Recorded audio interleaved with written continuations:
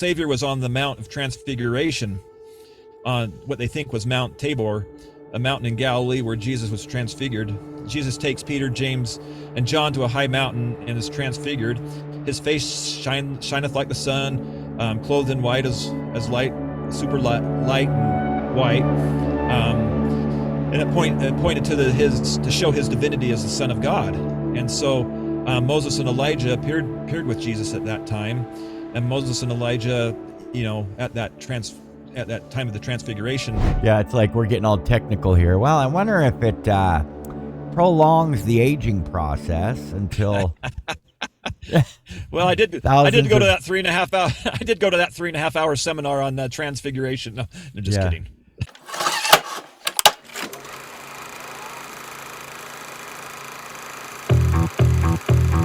We don't really know where the world is gonna go, but now everybody knows that you can't stop for too long. Got to keep going. Don't really know where the world is gonna go.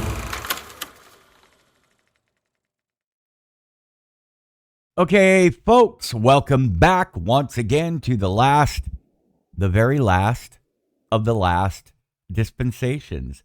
I am your host, Troy. This is my producer, Jay Johnson. And Jay is back for another action-packed, fun-filled event of speaking about wonderful things that related to the gospel of Jesus Christ and maybe the paranormal. I don't know. We'll see. Nothing paranormal today. But the last few videos, if you guys aren't aware, in the last few weeks, we talked about the Pope, and it's very interesting stuff. You guys got to go check it out. I know we're talking today about the two witnesses, and we're going to get into that. The two olive branches, the two prophets in eschatological days that we live in today. But real quick, is this Pope, this new Pope, and for those of you who haven't seen our video, we put it out a week ago, but is this new Pope who you expected to be? Just real quick. Well, it was he wasn't one of those three that we were kind of told to watch for, but he is of that same cloth.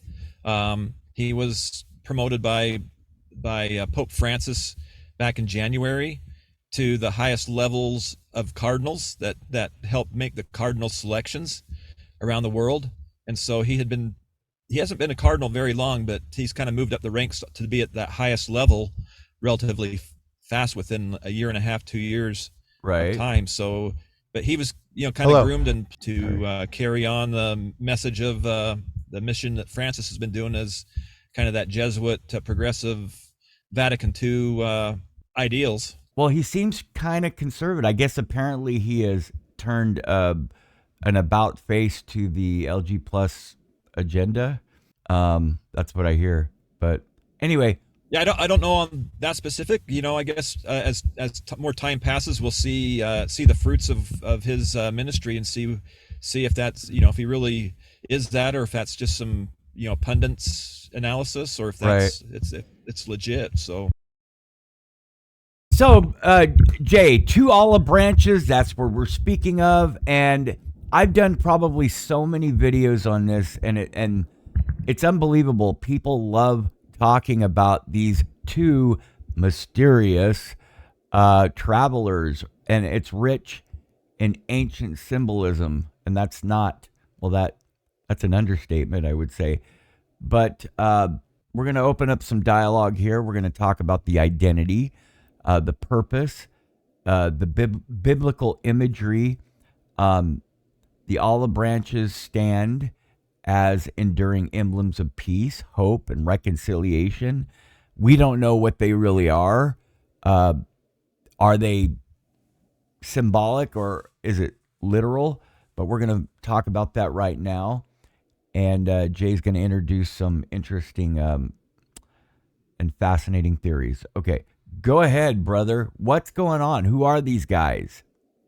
Well, I guess maybe just to start out with, to segue with what you just shared about the olive trees and the candlesticks that are in Revelations chapter 11.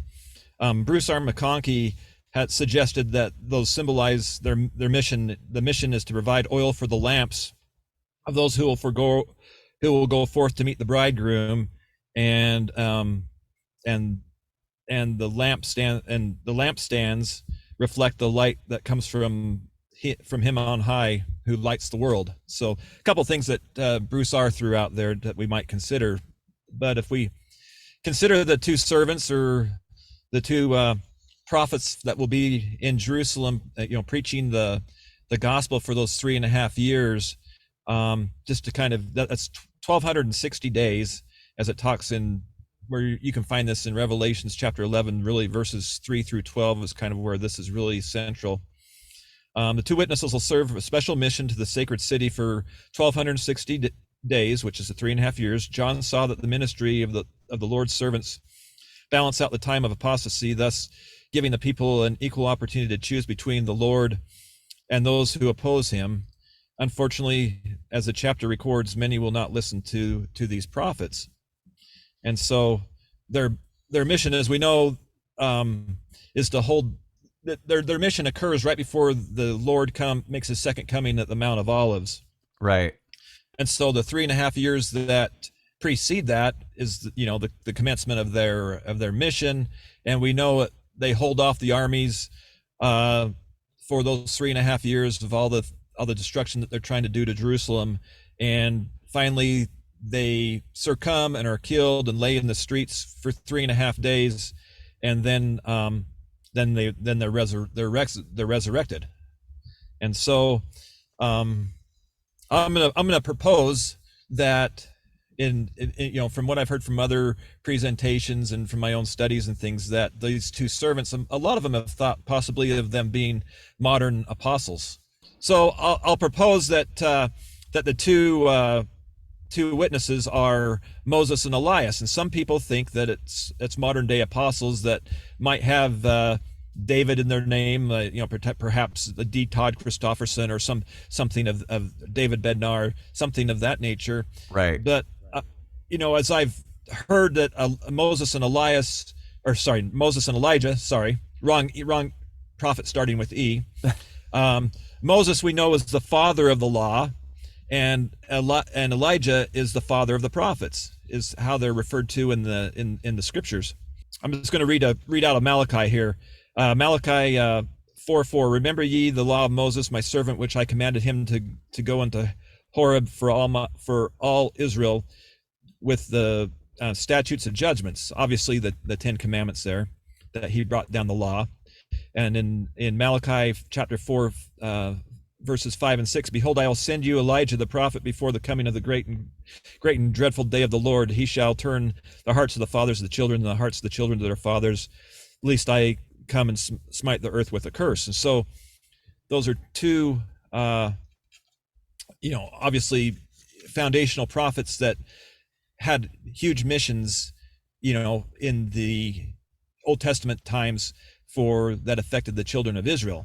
Right. And have brought down into Christianity and Judaism those traditions and their legendary missions. And one of the other things that kind of gets lost in the shuffle of considering these two as important as they are is when the Savior was on the Mount of Transfiguration, on what they think was Mount Tabor, a mountain in Galilee where Jesus was transfigured. Jesus takes Peter, James, and John to a high mountain and is transfigured. His face shineth like the sun, clothed in white as light, super light and white.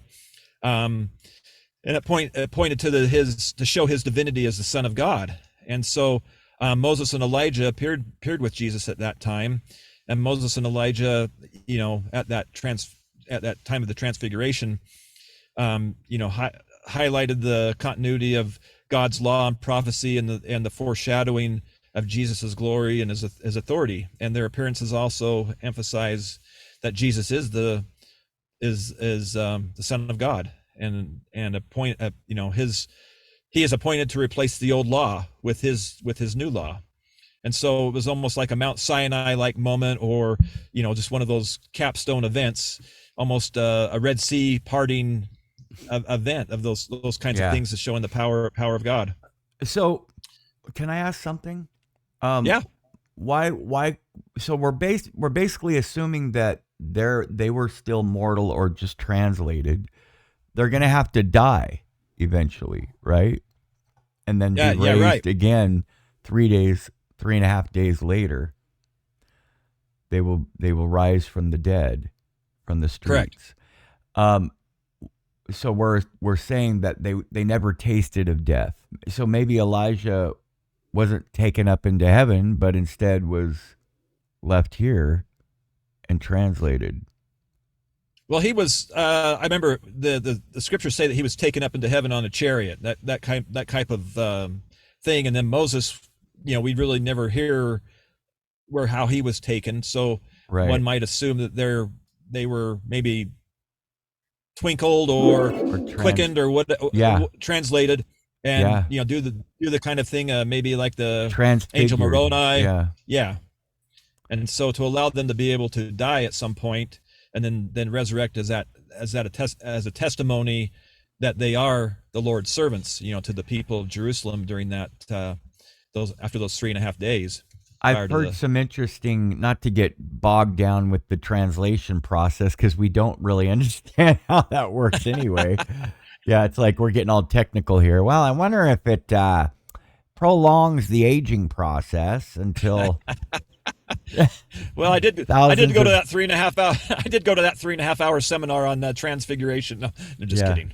No, oh yeah, right.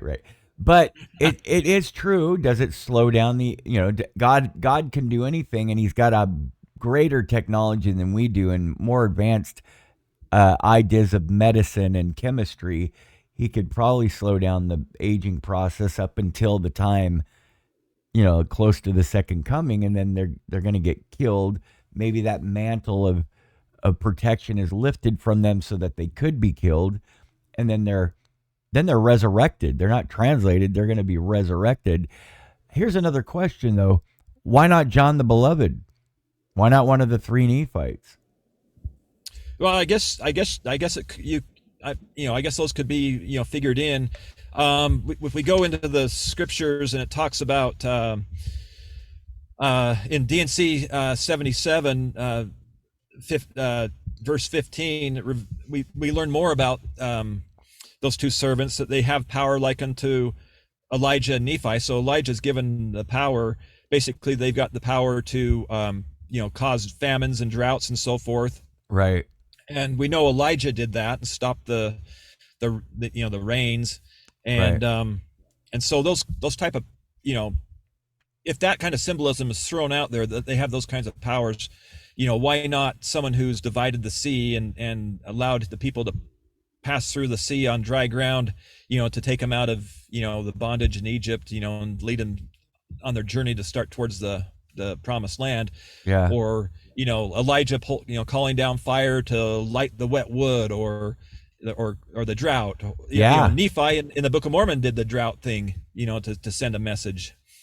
So okay. I guess it could, but I think it's going to be, my personal view is it's going to be someone who is really known to the Jewish people, that will be really, as they throw their names out there, saying, hey, I am Moses of old, and I am Elijah of old, and we're here to help protect you and teach you and preach the gospel of Jesus Christ to you, the house of Israel. However that goes down, those guys would have that ultimate clout because they're so respected in Jewish tradition and things.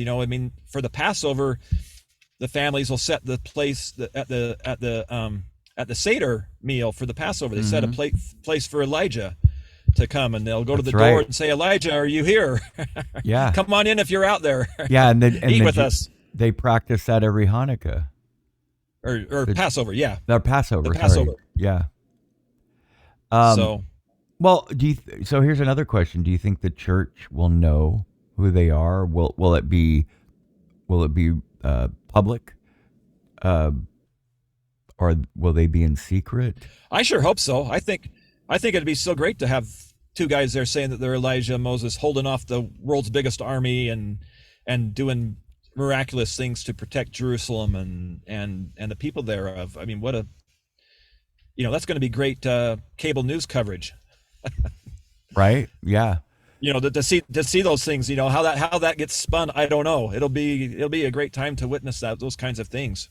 Well, when you think about it too, there's something, not just the symbolism, but the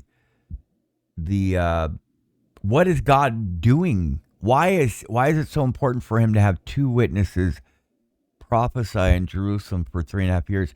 Do you think it's so that there's no excuse for when he comes? Or is it his last ditch effort to get proselyting in there? Because right now you can't proselytize. You can't send even LDS. We're not allowed to say anything. Christians aren't allowed to proselyte there, but they do. Some people do anyway, and they're breaking the law.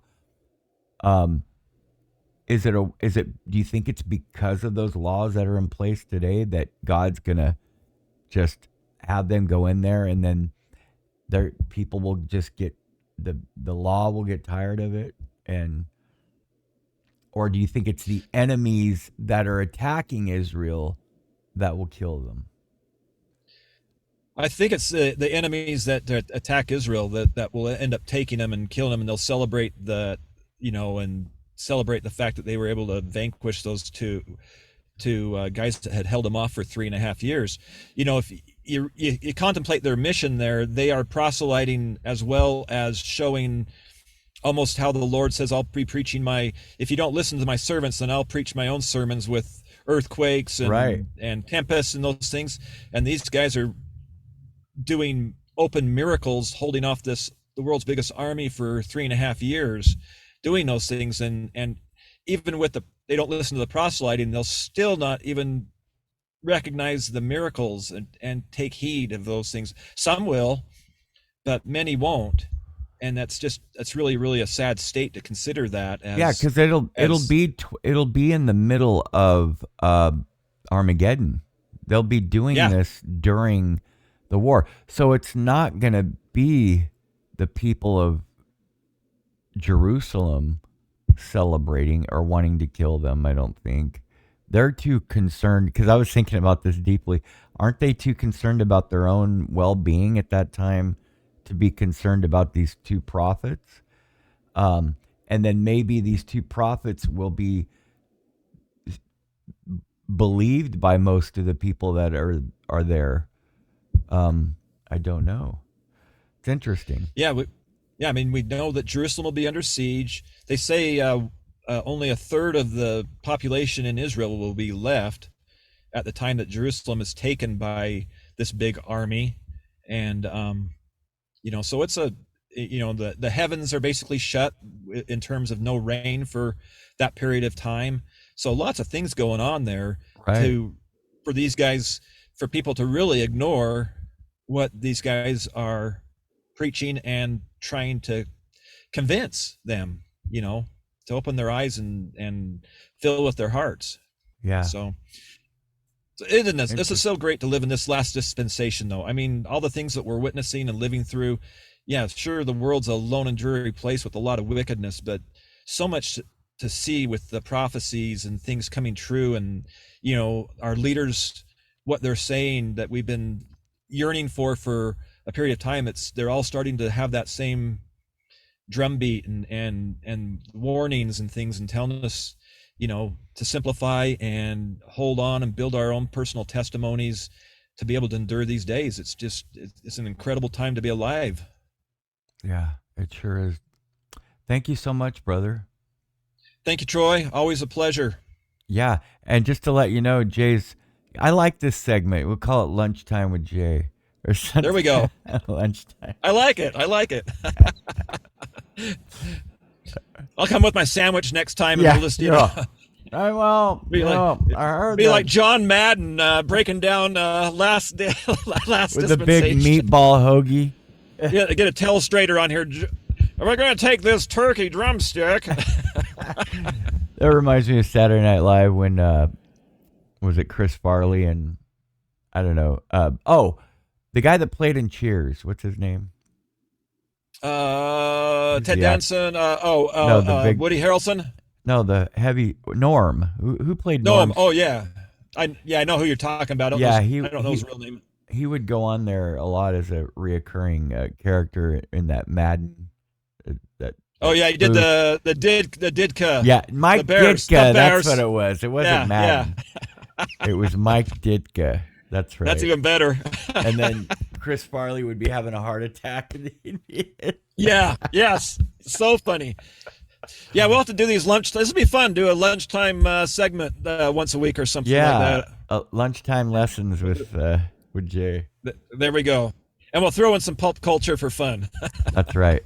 All right. Take care, brother. Hey, take care. See you, Troy. Okay, bye.